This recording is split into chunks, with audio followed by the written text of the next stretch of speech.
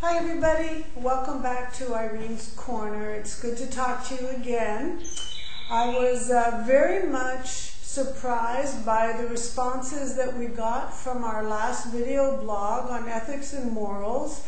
I was pleasantly surprised, and there were really a lot of young people who thanked me for going into those issues and talking about them, and they felt very compelled to give their opinion. So before I start today's blog, I'd like to ask all of you out there, if you want to talk about more questions and more issues that, let's say, are a little bit more profound or intellectually, what's the word? Stimulating. Ask me. I would love to go there, go to that place too, but I just want to keep you happy and keep you interested. So if you don't tell me what you want to talk about, then I'm just guessing. So keep me apprised of what you want me to talk about next, okay? So today, what we're going to talk about is tattooing and piercing. I received a question from Javier Gonzalez, and he asked if tattooing and piercing could harm a model's career.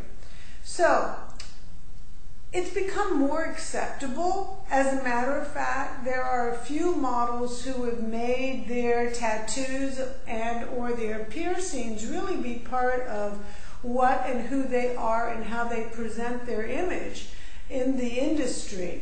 But in general, if you're a working model and you have visible tattoos, in other words, anywhere on your body pretty much that can't be hidden by clothes or hair or something, you really need to include in your model's bag a very thick makeup cover to be able to cover those tattoos in the event that a client doesn't want them in their picture.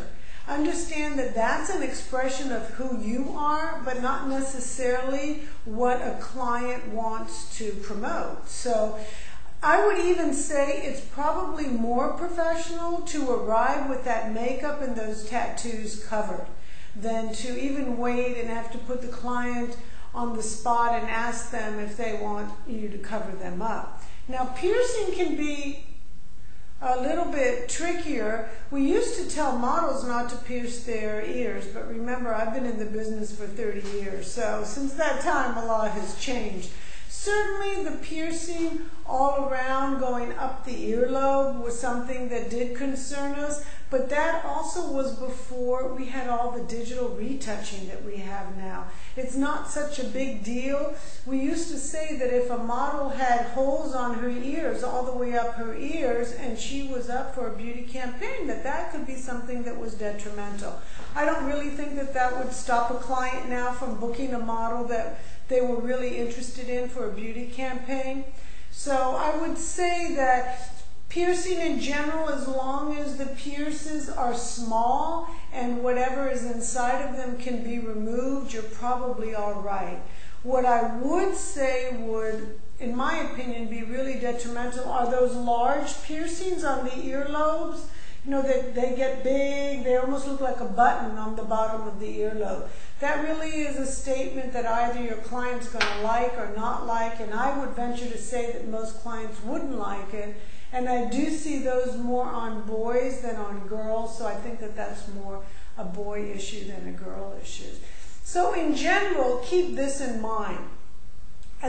What are you as a model, or what is a model? A model is just a mechanism for someone to display something. It's like an easel for an artist. Usually an artist starts with a clear and clean canvas. But the same thing for a model. You're supposed to be a clear and clean canvas and allow the creative people to dress you up, to create you. So the less that you have that is really an affirmation of who you are, and you can be that clean, clear easel, probably the better it is for you.